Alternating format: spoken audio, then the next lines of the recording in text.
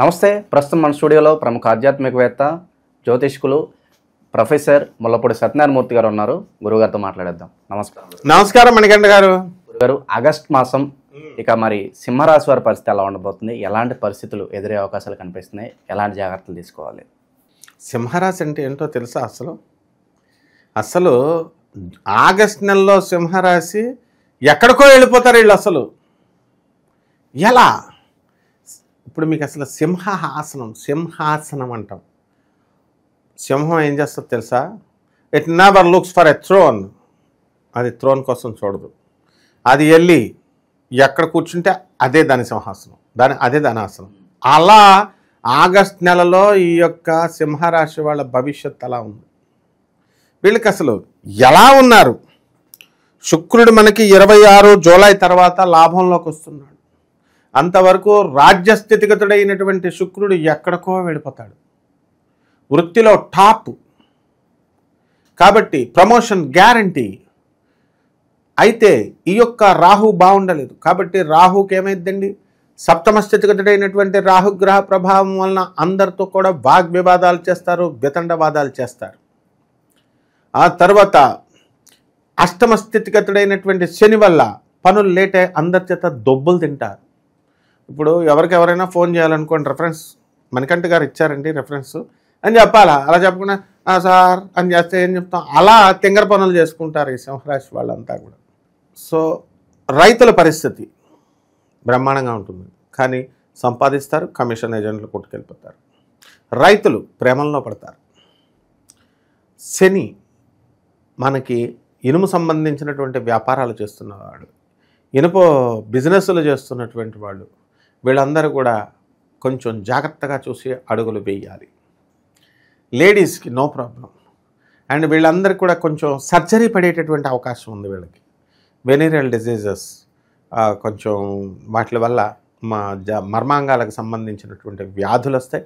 కొంతమందికి ఏంటంటే యూరిన్లో నుంచి ఈ యొక్క రెక్టమ్, ఈ రెండు మధ్య ఉన్నటువంటి వాల్వ్ కొంచెం డ్యామేజ్ అయ్యి నుంచొని నవ్వితే ఈ యొక్క షిట్ వెళ్ళి యూరిన్లో కలిసిపోద్ది. సో దీనికి ఒక ఆపరేషన్ అవసరం. ఖచ్చితంగా ఈ కుచ, కేతు, రవి గ్రహాలు వచ్చినప్పుడు ఇలాంటి వ్యాధి వస్తుంది.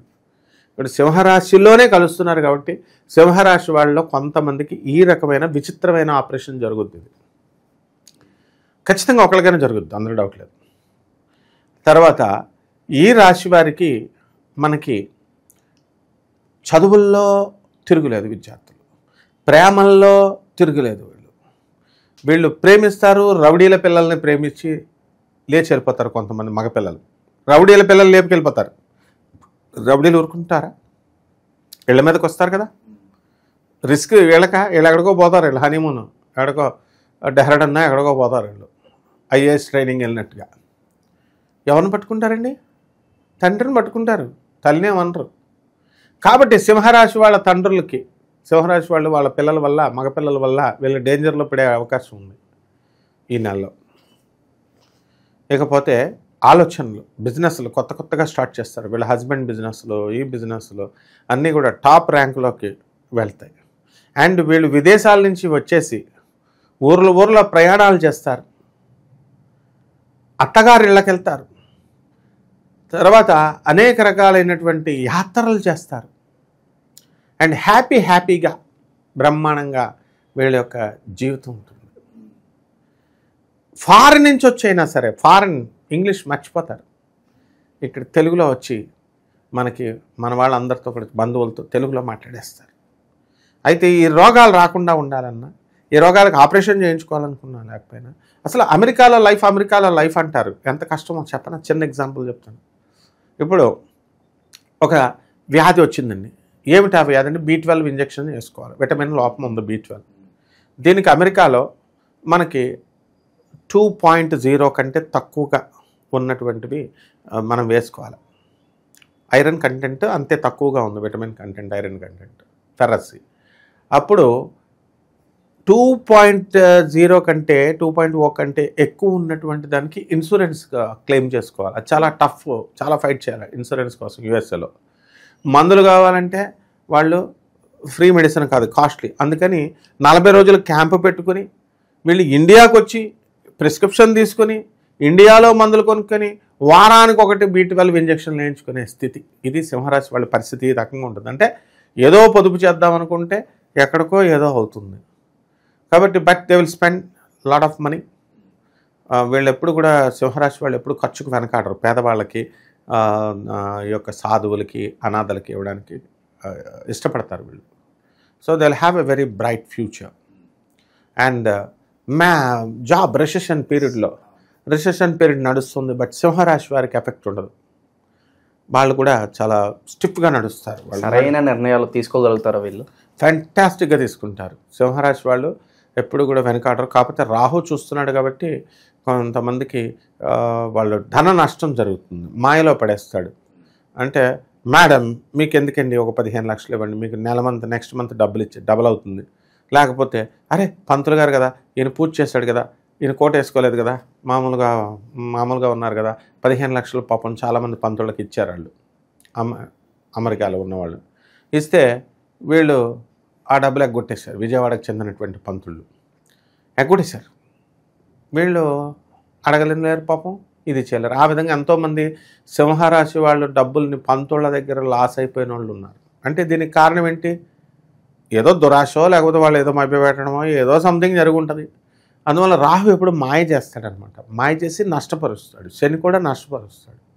సో ఇన్ దిస్ వే ఈ సింహరాశి వారికి నష్టపోవడానికి అవకాశాలు ఉన్నాయి. కాబట్టి కాస్త జాగ్రత్తగా చూసుకోవాలి. అండ్ పరిచితులు, మనకు తెలిసినటువంటి వాళ్ళు అయితే వాళ్ళని నమ్ముకుంటే ఏ గొడవ లేదనమాట.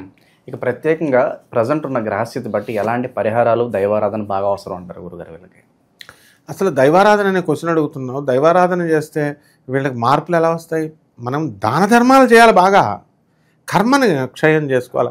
దైవారాధన అంటే వీళ్ళందరూ ఏం చేస్తారంటే 10 పైసలు కూడా ఎవరికి ఇవ్వకుండా కూర్చొని పసుపు కుంకాలు వేసి హరే రామ హరే కృష్ణ అని అది చేస్తారు. ఎందుకంటే యూట్యూబ్లో చెప్పేవాళ్ళు అంతా అయ్యే. వాళ్ళేమో పంతులకేమో 3-5 లక్షలు తీసుకోవాలని, మీరేమో పసుపు కుంకాలు వేసి జపాలు వేసుకోండి అంటారు. నో, పేద ప్రజలకు సహాయం చేయాలి, అనాథలకు సహాయం చేయాలి, అండ్ తర్వాత మనం వికలాంగులకు సహాయం చేయాలి, సాధువులకు సహాయం చేయాలి. ఇది చేసిన తర్వాత నువ్వు అన్నట్టు దైవారాధన. ఏ దైవారాధన అంటే రాహు బాగుండలేదు కదా, దుర్గాదేవికి దుర్గతి నాశిని దుర్గే జయ జయ సద్గతి దాయిని సదయే జయ జయ అనే మంత్రంతో అమ్మవారికి కుంకుమార్చన చేసుకోవాలి. అలాగే జమ్మి చెట్టు చుట్టూ ప్రదక్షిణాలు చేయాలి. జమ్మి చెట్టుకి మనము నీళ్లు పోయాల. అసలు చిత్రం ఏంటంటే కృష్ణం వందే జగద్గుదం, అర్జునం వందే జగదేక బిరుండ, నరనారాయణ మహర్షులు వీళ్ళు కృష్ణార్జునులను పూజ చేసుకోవాలి. వీళ్ళు కృష్ణార్జునులు ఎవరైనా చేస్తారా పూజ? అసలు మామూలుగా ఈ దేవికి చేయి, ఆ దేవుడికి చేయి, వెంకటేశ్వర స్వామికి చేయి, ఆంజనేయ స్వామి, కృష్ణార్జునులకు చేయాలి ఫస్ట్. యత్ర యోగేశ్వరో కృష్ణ తత్ర శ్రీర్విజయో. మనకి ఈ యొక్క ధనుర్ధారి అయినటువంటి అర్జునుడు ధరించి ఉన్నప్పుడు, కృష్ణుడు అక్కడ ఉన్నప్పుడు, కపిధ్వజం హనుమంతుడు పైన ఉన్నప్పుడు అటు లేదు వాళ్ళకి. అందువలన ఈ రకంగా సింహరాశి వాళ్ళకి నెలలో అడ్లేదు, ఎక్కడికో వెళ్ళిపోతారు వీళ్ళు. సో ఓవరాల్గా ఈ ఆగస్టు మాసం సింహరాశి వారికి ఏ విధంగా ఉండబోతుంది అద్భుతంగా వివరించారు. ధన్యవాదాలు. ధన్యవాదాలమ్మా.